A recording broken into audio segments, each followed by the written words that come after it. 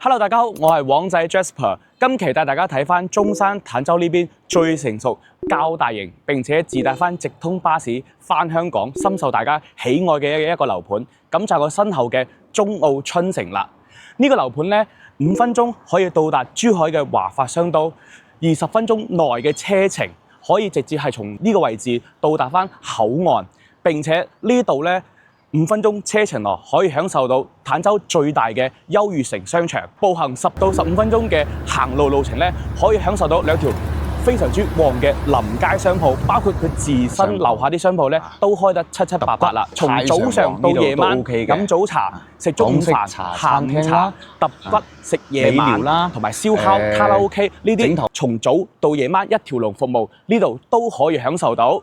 咁呢個樓盤咧係2013年到2014年攞個地嘅，咁佢本身係70年產權，但係咧目前僅剩翻56年左右嘅年限。咁大家會擔心呢個年限到期之後會點處理呢？係按照目前政府嘅補地價15.61平方，一次性係續20年嘅。譬如話100平方咧，佢呢邊係只需要1560蚊就可以一次性續20年。咁呢邊嘅建築面積咧係去到咗80萬平方米，佔地面積係26萬平方米。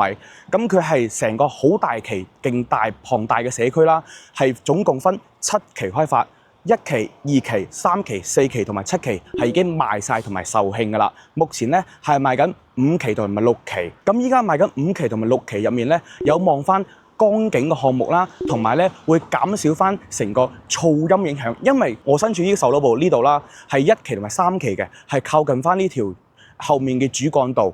咁坦洲咧其實目前係建設中，所以會有好多嘅一啲車流聲影響啦，即係早期呢啲1、3期同埋7期。但係咧，目前賣緊5、6期咧係靠入面嘅，就靠江邊嘅，就唔會話有車流聲影響同埋灰塵會多，大家可以放心呢點。佢目前嘅話，管理費咧係2.41平方，哇！對比市面上現時嘅一啲新樓屋苑嚟講咧，3蚊雞1平方嘅一個物業管理費已經係呢度係性價比之最。咁包括大家再睇翻呢度咧，就係佢嘅營銷中心嘅位置啦。5期同埋6期咧就喺呢度嘅後面，但係呢度咧係靠近翻1期同埋3期同埋7期嘅位置，呢邊正大門口嗰邊咧會有個臨街商鋪咧都會開晒㗎啦。然之後呢度出嚟嘅話，前面呢度都係會有商鋪，係啦，呢啲都係開晒嘅。咁包括前面呢度咧會有個超市嘅，見唔見到呢個大型嘅超市入口？入面咧都有勁多嘢買㗎，啊，叫做紅萬家超市呢個。嗱，大家認準 ，OK。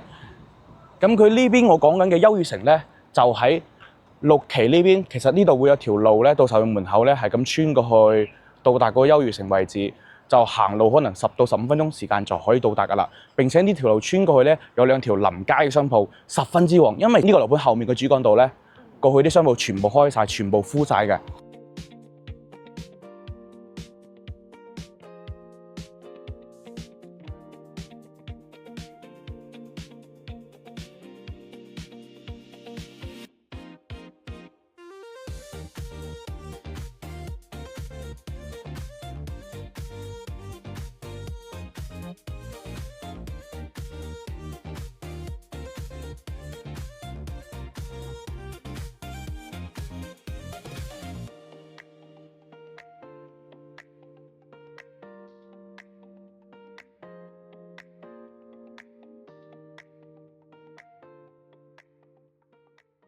咁呢個方向咧就係珠海嘅方向啦。你從口岸出嚟嘅話，嚟到呢度嘅話，其實15到20分鐘時間，頂多18分鐘就從口岸到呢個樓盤呢個位置。並且咧佢係自帶翻直通巴士嘅，直通巴士嘅上落點就喺呢個位置，前面呢個巴士站。班次咧都係相對嚟講係比較多嘅，俾大家睇下呢個線路先。有隻狗狗，好得意。呢度會有巴士站啦，見唔見到？中澳春城咧，佢係十分靠近翻珠海嘅，其實就挨住嘅。中澳春城一落嚟咧，就到華發商都啦。山姆咧大概喺呢一 part 啦，呢一 part 山姆嘅位置，都好近。然之後咧，口岸喺呢邊，廣州大橋，得閒咧可以到口岸呢邊過澳門啦，去玩2鋪嘅，都好方便嘅。其實我都推薦翻大家去打滴滴，因為其實滴滴嘅費用咧20零蚊咁上下，就從呢個項目嘅位置可以直接到達翻口岸。OK， 咁我哋依家咧入翻小區，同大家展示翻依家5期同埋6期嘅一啲在售情況先。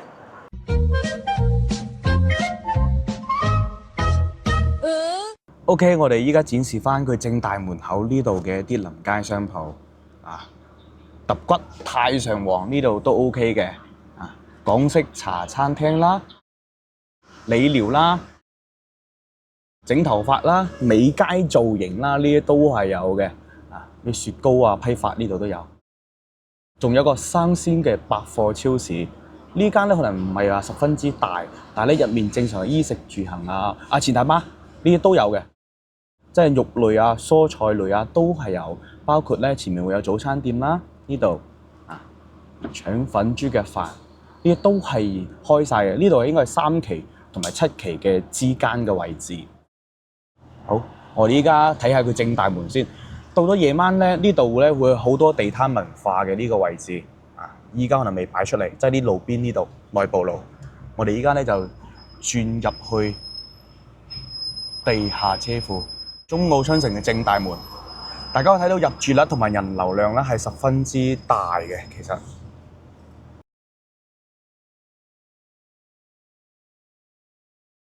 咁依家入到咗5期，依家嘅園林入面咧，大家睇到啦，其實都係建設緊嘅。見到綠色排山嗰邊咧，就係6期在建中。咁其實中澳春城嘅一個發展商咧，就係中山市春城房地產開發有限公司。咁佢係喺2003年就已經成立，並且喺中山本土呢度咧，深耕咗23年嘅歷史，服務咗超過2萬戶嘅業主啦。喺中山呢邊咧，佢有比較多嘅成名之作，都係好龐大嘅社區嘅。首先呢個中澳春城啦、中澳新城、中澳世紀城、中澳濱河灣、中澳四季公館，同埋目前都有少少 hit 嘅位於火炬開發區嗰邊嘅中澳和悦春府啦。咁佢嘅口碑咧，其實一直都係居中穩上，並且咧服務嘅一啲物業啊係比較成熟嘅。佢都係支持翻中澳呢邊物業噶啦。再同大家講翻，佢呢度咧即係小區入面咧會有環形跑道啦。有泳池啦，有幼稚園啦，甚至係前面呢度會有籃球場同埋乒乓球場、羽毛球場呢啲社區嘅10萬平方嘅東南亞風情園林嘅設施入面都可以俾到你。咁5期呢邊咧，目前係新加推咗個42棟嘅，42棟咧就係我前面呢棟啦，大家都望下。總共有2個面積，104平方嘅3房同埋118平方嘅4房。大家會見到咧，佢前後嘅樓間距咧係好闊嘅。後面呢度我嘅右手邊咧，佢係望翻籃球場，前面咧係望翻園林，甚至可以經過2棟之間咧望到少少嘅江景。仲有一個係6期呢邊，我啱先講緊5期嘅42棟啦。6期呢邊咧會有一個46棟嘅中細戶型家推，分別係77平方嘅2房、80平方嘅2房同埋96平方嘅3房。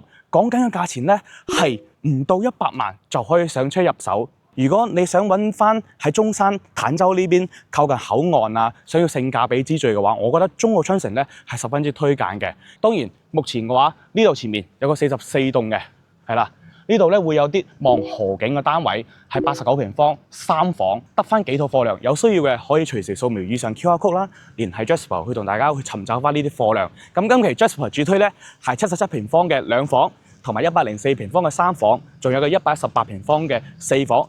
2房到4房都有選擇。今期條片大家千祈唔可以走寶啦！我哋依家 Let's go。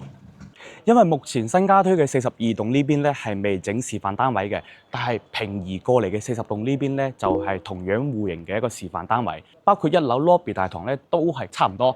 咁入到嚟呢邊咧，左手邊嘅話佢有個平梯上嚟嘅位置，即係比如話拉啲貨啊，或者係你快遞多嘅時候咧，你可以拉上嚟嘅，呢都係細心之處。咁上到嚟嘅話，佢就正常嘅人面拍卡入門啦。咁包括咧，佢呢啲1樓 lobby 挑高都高嘅，有翻天花，包括啲牆磚咧都係上牆噶啦。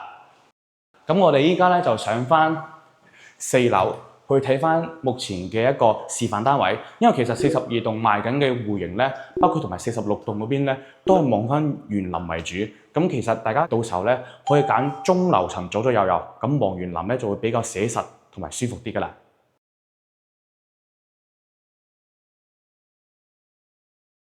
OK， 從 lift 位出到嚟咧，大家會睇到咧係一 lift 兩火嘅。咁正常呢度條過廊過去咧，另外嗰邊咧都有兩火。大家睇下，總共咧就兩梯四火設計啦。咁我哋先睇翻呢個104方嘅戶型先。入到嚟嘅話，呢啲都係交付標準嚟嘅，好重手、好硬淨，指紋密碼鎖啦。佢呢邊左手邊咧，佢會 set 咗一個類似升級版鞋櫃，好時尚、好 fashion， 大家可以按住咁 design 嘅。洋板間呢邊咧整咗一個開放式廚房，但係呢個廚房講實在話，104平方係啱好一個人、兩個人可以操作到嘅一個島台。咁出到嚟嘅話就係餐廳嘅位置啦。餐廳擺咗呢個6人台，哇！有啲海底王國嘅一個 feel。咁呢度啫就客廳，客廳咧其實我感受下佢嘅開間嘅距離係 OK 嘅，並且個電視咧可以擺到75到80寸電視都係冇問題。哇！不過我覺得佢嘅 design 風格咧都比較前衛，大家可以按照樣板間咁咧1:1 design。咁佢呢度咧整咗個風窗設計啦，就平鋪咗地磚過去。咁陽台本身咧係三邊都好開揚嘅。46棟呢邊咧係其實可以望到江景嘅，但係咧目前賣緊42棟咧就係睇園林為主啦，大家要留意翻。睇房間，總共咧就3間房啦。我右手邊呢度咧第一間咧本身係有牆身嘅，咁佢做咗一個唔要牆身，做啲玻璃門，咁睇起身成間屋咧就通透，好似大平層咁啦。咁呢間房睇過點做書房啊，或者做茶室啊都冇問題嘅。然之後嚟到呢度會有洗手間啦。洗手間咧，呢啲趟門淋浴室嘅位置，包括呢啲鏡櫃咧，其實都要後期自己去 design 翻嘅，因為唔係咁嘅交付標準。咁我左手邊咧，呢度咧會有間係以露台面積贈送一半嘅房間啦。咁呢間房間咧，佢又缺少隱私性，因為呢個窗咧係會望到個過廊位置嘅，呢個就係佢缺點，因為佢係板樓嚟嘅，板樓就好似西區華潤嗰邊嘅一個樣板咁設計。咁呢度主人房，儲人房咧米八床啦，可以做到3邊落床。並且咧呢度整咗個衣櫃位置，啡色調都幾 fashion。然之後咧，佢廁所呢度擺咗個浴缸，橢圓形嘅浴缸，勉強少少，係啦，104平方，但係佢可以擺得落浴缸，可以同你講。咁正常智能馬桶啦，呢啲係啦，後期可以咁 design。包括咧呢個窗咧都係望翻嗰個過廊位置嘅，大家後期要整翻個紗窗，真係模糊啲。104平方嘅售價咧係喺145萬左右。講緊係大裝交付嘅，咁我哋依家再睇翻118平方，一鏡到底跟住我過嚟，就喺隔離啫。主要係展示俾大家睇，其實佢改動咗好多嘅一個格局嘅。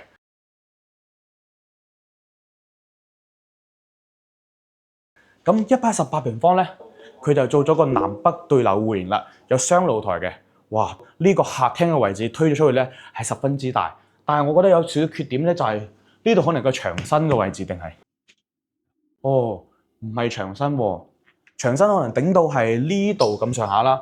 但係佢整咗一個嵌入式嘅隱藏嘅雪櫃位置，呢個 design 都幾好嘅。因為其實佢可以發現廚房呢度咧，佢擺唔落大嘅雪櫃㗎啦，係啦，只要喺餐廳隔離擺。咁廚房呢度咧整咗個 L 字形設計啦，星盤呢啲咧都夠用，但係擺雪櫃咧係唔切實際。台啦，同埋呢個副露台。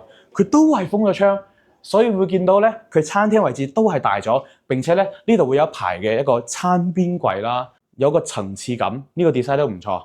大家如果係買咗其他屋苑啦，可以按住咁 design 嘅。咁會嚟到呢度客廳咧，哇大好多啦，但係佢冇擺電視。但係電視正常嚟講咧，80到100寸，我覺得都可以接受，因為佢呢度開間咧十分之闊嘅。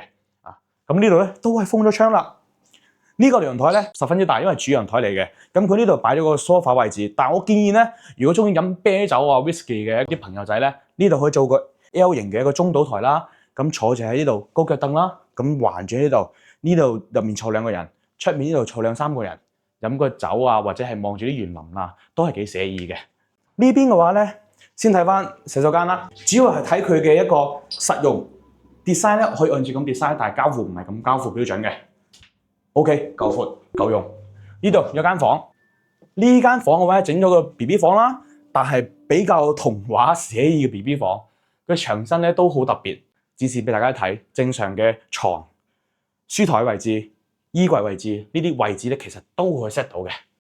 呢度咧就書房啦，書房後面整一排開櫃，擺下書啊，擺下自己啲中意啲裝飾品啊、高達啊、模型啊，呢啲都係冇問題嘅。主人房，佢本身4間房嘅，但係呢間房咧佢連通咗主人房，整咗個大型嘅圓形嘅衣帽間啦，係啦，大家睇下，女人嘅天堂，男人嘅夢想加油站就喺呢度。OK， 然之後咧廁所咧呢度其實係啦，可以再擺大啲嘅浴缸嘅。呢個浴缸咧坐1個人可以，但係想坐2個人嘅話就要大啲噶啦，係啦，一齊淋浴。主人房嘅床，1.8米床啦，3邊落床，正常嘅飄窗位置呢啲都係有噶啦。咁118平方嘅售價咧係去到咗165萬，都係大裝修嘅。咁有需要咧都可以隨時掃描以上 QR code 揾到 Jasper。咁我哋依家再睇一個性價比戶型77平方嘅2房先。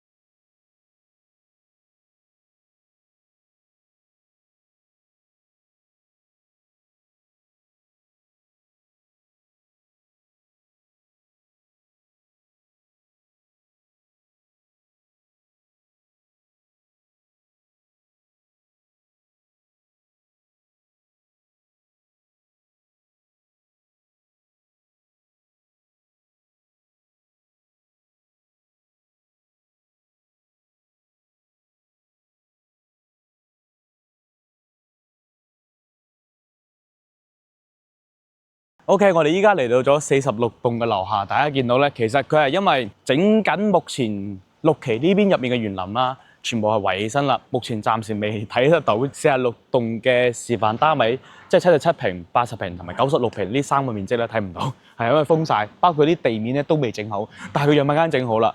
我當時仲以為可以睇到佢呢個3樓嘅樣板間，咁後期咧都會同大家陸續更新翻呢邊嘅一啲戶型詳細啦，都同大家講翻呢度咧係十分之近珠海嘅，半個鐘內可以享受到中山同埋珠海2個城市嘅市中心，即係車程嘅距離可以享受到呢啲配套。